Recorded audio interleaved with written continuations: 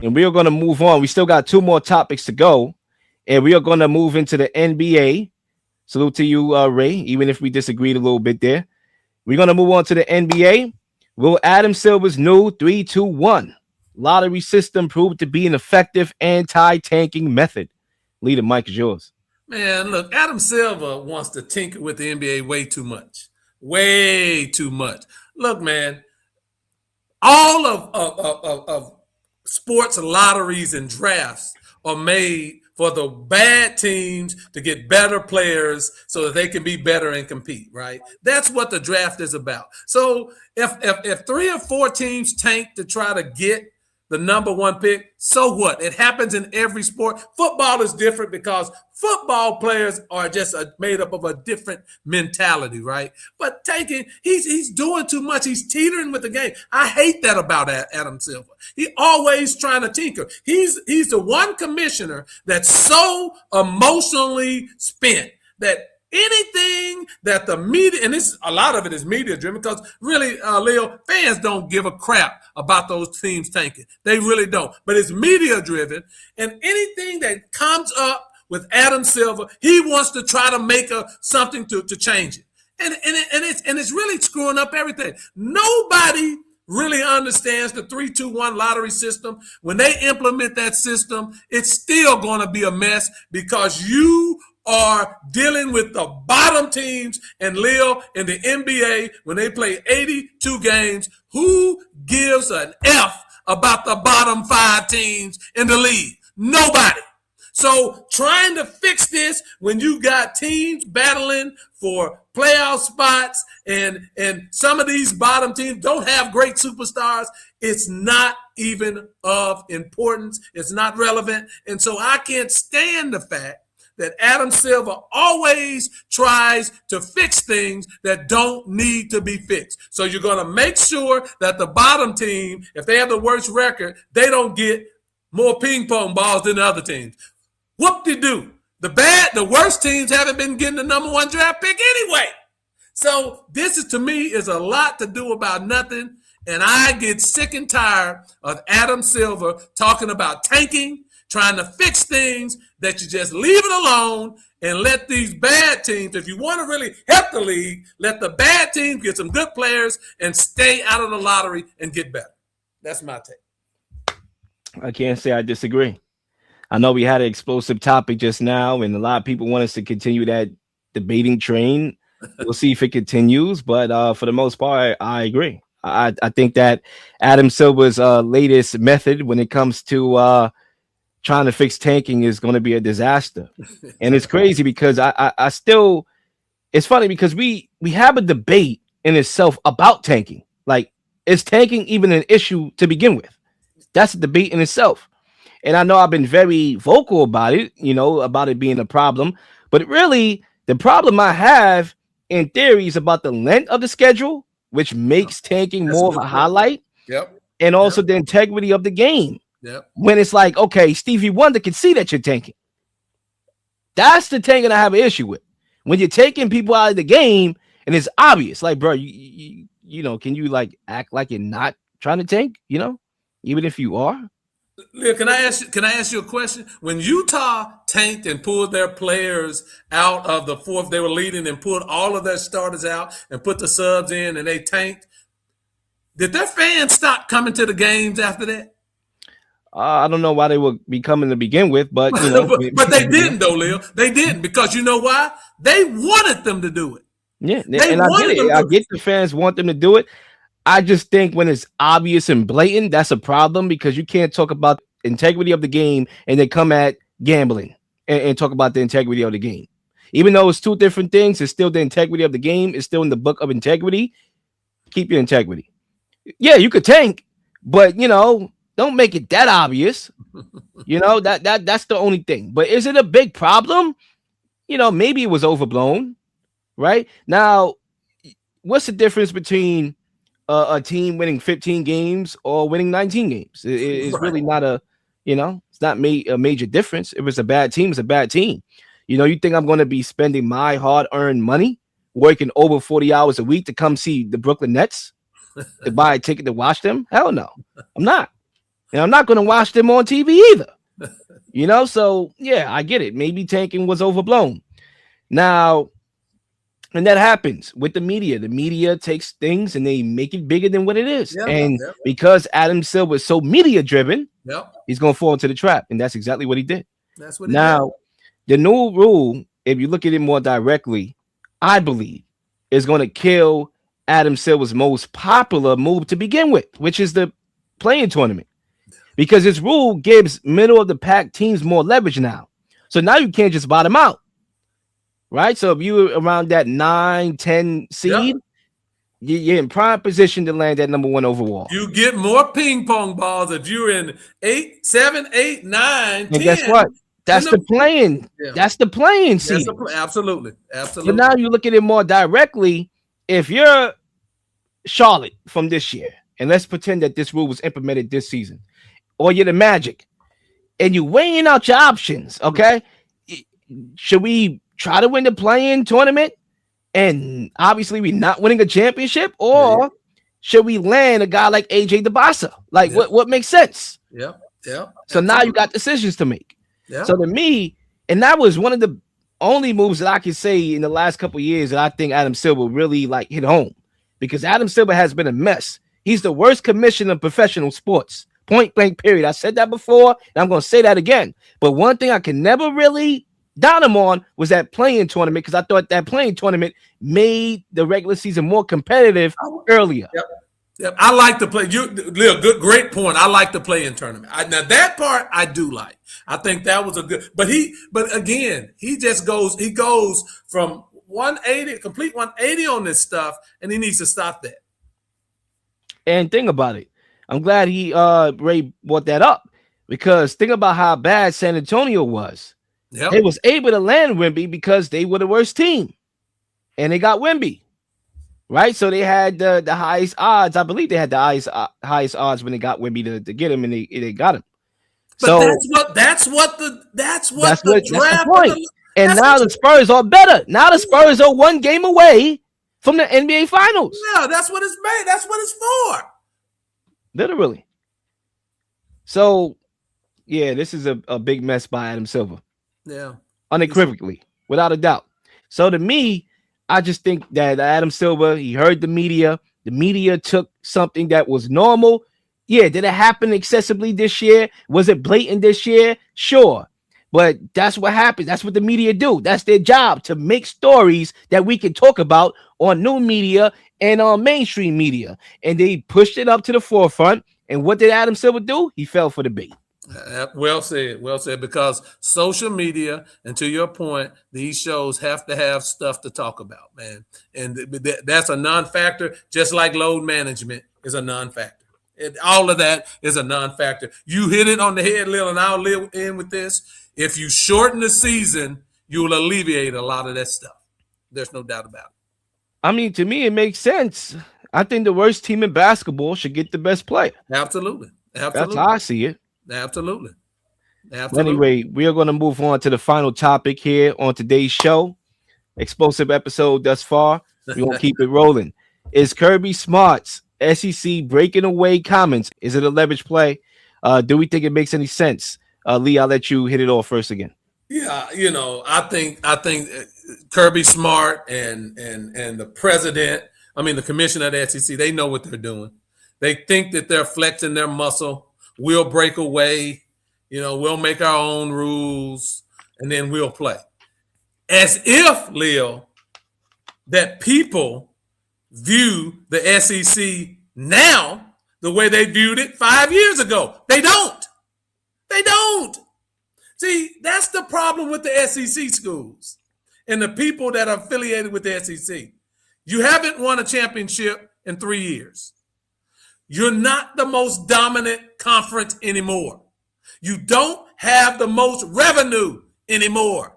That's the Big Ten. So you come out and you're flexing your muscle as if we will break away and we'll crown our own champion, because in essence, we are more deeper. The SEC is more deeper with good teams, but who wants to see the SEC champion not be in the college football playoff, Lil? Nobody. Absolutely nobody. Their season in and all of the other schools are playing off, and you got an Ohio State or an Indiana playing who has the best team, who's been ranked number 1 all season, and the SEC schools are left out. It would be a disaster for the SEC. And so that's, to me, it's a lot of leverage. It's a lot of talk so that, this idea of floating 24 teams for the playoffs has came out, and the SEC certainly is against that. And so they want to get their way. They're against it without getting automatic qualifiers. So they want like 6 automatic qualifiers, 7. So they're trying to get their way, and I think it is a leverage play. Look, SEC football, I like it. But I like all of college football, and the SEC is not the most dominant conference anymore. The Big Ten is top heavy. The top 4 or 5 teams in the Big Ten, if you match them up against the top 4 or 5 teams in the SEC, the Big Ten wins. And it happens every year when they play the bowl games, how these Big Ten teams dominate them. So this is leverage to me. This is the SEC trying to flex their muscle. I don't think much is going to come out of it. Kirby Smart is high on his own supply, just like the rest of these SEC coaches. Okay, they're high on their own supply. They are, first of all, as a coach in today's era of college sports, they're some of the highest paid people of any job, any profession that will be in your state. Yeah. Okay. Yeah. And they have an opportunity to ditch teams if they want to, ally Lane Kiffin, and get more money and get more opportunities. Right. So you look at the SEC, still known as the best conference in football. I understand what you said about the Big Ten, and the Big Ten has been given in the works. But from a national perspective, they're still known as the best conference in the game. They have the best TV deals and whatnot. And so they high on their own supply. They get cocky. Right now they feeling themselves. And that's a problem that I have. Now, when you talk about Kirby Smart's comments, it's another example of the SEC being a spoiled, bratty conference. Now, I did like what he had to say about the NIL before I come back to the SEC breaking away, because I do believe that they have a problem, because we don't even know what the NIL, how do we define NIL really? So out of order right now. And you have coaches that are tampering with players in the transfer portal and whatnot. And to me, that's unorganized. Now, what would make college football or basketball or in general even more unorganized is the SEC breaking away. Right. All right. Now, I get it. I understand. The SEC got 2 things going against them right now: college football expansion and the NIL. Now, the college football expansion is really dependent on how you look at it, because when you think about it, all these 9-3 teams that miss narrowly the college football playoffs in the SEC could actually benefit from more expansion. Absolutely. But the way how they looking at it is, man, under this old BCS system that we had, we won 9 out of 16 national championships from 1998 to 2013. And now with this college football thing, we ain't getting the 9 now. Now they against us. The committee wants us to fail. Yep. That's emotion right there. Yep. And they're not getting the money that they was getting off of the BCS. Exactly. And now what's scaring them even harder is the NIL, because now the playing field is a little bit more even now. Yep. Because you know what, Leah, with NIL and transfer portal, this is the thing that people didn't recognize about that. When you talk about where the centers of money and power is, it's not in those small towns that these SEC schools are in. It's not in those states. It's in the oil money in Texas, right? It's in all of these other big cities that can generate money and wealth, right? And not Tuscaloosa, Alabama. Now, you might have some alumni that have money, but it's not a power center of money. That's why Alabama has lost out in recruiting most recently, and other SEC schools have, because they used to live off the premise that we're the only conference that can get you in the NFL. Well, exactly. Now you can go other places, get paid, and still go to the NFL. Yeah, and is the NFL really as big of a necessity as it once was? Because you're making a lot of money, and now podcasting is a new thing now. Yeah. And now you can make if you know how to work with money, you can make more money off of the money you get. You don't even need the NFL like you used to before. And I agree with that. The SEC was promoting that this is the pipeline to the NFL, the Absolutely. SEC to NFL pipeline.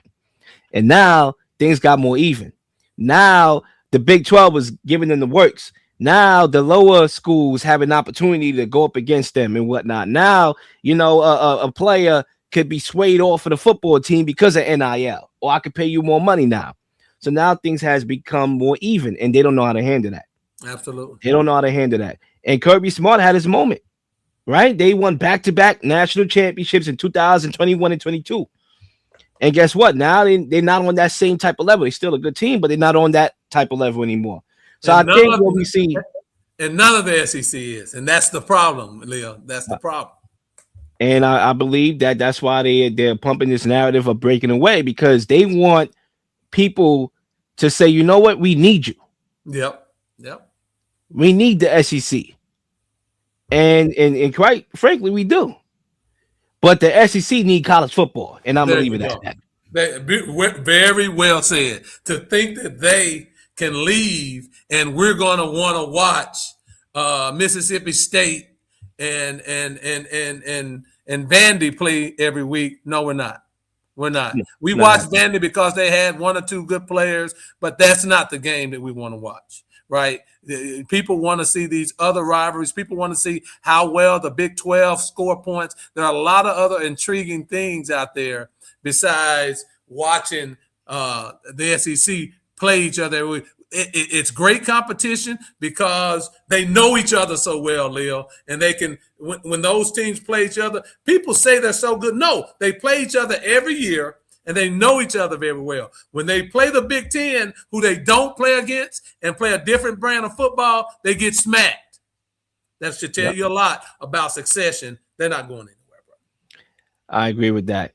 Don't be high on your own supply, SEC and Kirby Smart. Okay, and that's how I'm gonna leave it. Ladies and gentlemen, that wraps up another explosive episode of the Real Live Show. I had fun. It's been a long day. I worked earlier today. Get my popcorn, my Pepsi with ice, about 7 cubes, okay? And I want to chill and watch a movie and go to bed. So, Lee, I want to thank you for coming on this show. And we're going to push it out on the platforms to Spotify, to YouTube. If you want to rewatch a segment, if you missed the show live and you want to watch it, the Real Little Show on Spotify and YouTube. Feel free to plug yourself in before we go. Yeah, I'm every Sunday at 6:30 p.m. Central Time after the Buzzer Show with Lee Jones. I love bringing my guy Real Lil on there. We chop it up just like this, and we stay on the main topics. So if you want to know the real Lil and the real deal after the buzzers, we gonna give it to you. And we going to tell you how we feel, and we ain't going to sugarcoat it like a lot of these shows. That's why I like my man, Real Lil. We don't have to agree. That's my guy. He can have his opinion. I can have mine. But we always going to bring it like this. And I appreciate you, brother, for having me on. Absolutely. Thank you for coming on. And one last word. Knickerbocker. Okay? The NBA Finals. Hopefully, listen, I might be able to do. It's leaning that way that I'll probably be on your show on Sunday. But go Knickerbockers, if anything. Okay, go Knickerbockers. It's our time. And I'm going to leave it at that. Ladies and gentlemen, we out. Peace. Sports, politics, conspiracy theories. We are here to give you our unique perspectives on things happening in the world. It's the one and only, The Real Lil on The Real Lil Show.